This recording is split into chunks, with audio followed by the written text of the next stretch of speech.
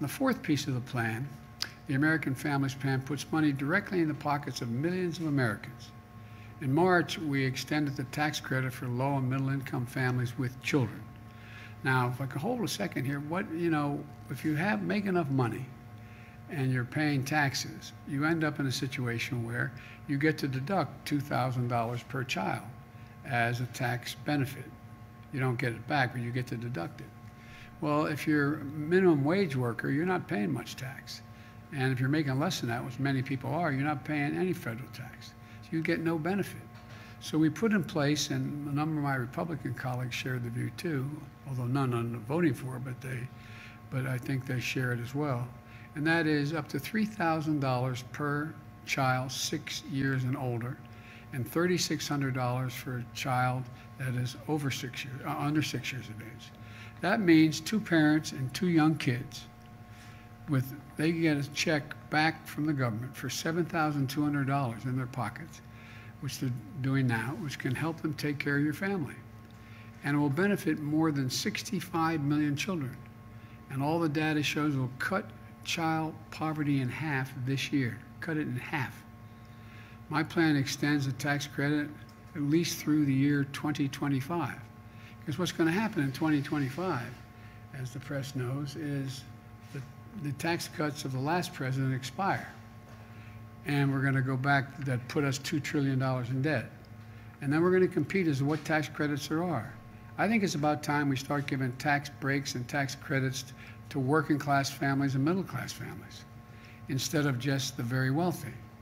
And here's what the American Family Plan doesn't do. It doesn't add a single penny to our deficit. It's paid for by making sure corporate America and the wealthiest 1% just pay their fair share. I come from the corporate capital of the world. More corporations are incorporated in the state of Delaware than all the rest of the nation combined. And I'm not anti-corporate, but it's about time they start paying their fair share. It's about making a choice. We have out there this year, you have 50 corporations making $40 billion that didn't pay a single penny in taxes. Not a single penny. I don't want to punish anybody, but everybody should chip in. Everybody should pay something along the road here. The choice is about who the economy serves. And so I plan on giving tax breaks to the working class folks and making everybody pay their fair share. Here's an example of that choice. If you ask the top 1% to pay the same tax rate they paid in 2001 when George Bush was president, that would generate $13 billion a year. Now that's enough for us to take around 11 of that 13 billion and provide for 2 years of community college free for every student in America. So what's fair? Go from 36 to 39.6% like it used to be, and be able to take care of what's better. Just think about it in terms of what's better for America, not Democrat, Republican, individual. What's going to grow America more? What's going to grow America more? What's going to make us more competitive, stronger? What's going to make us better educated?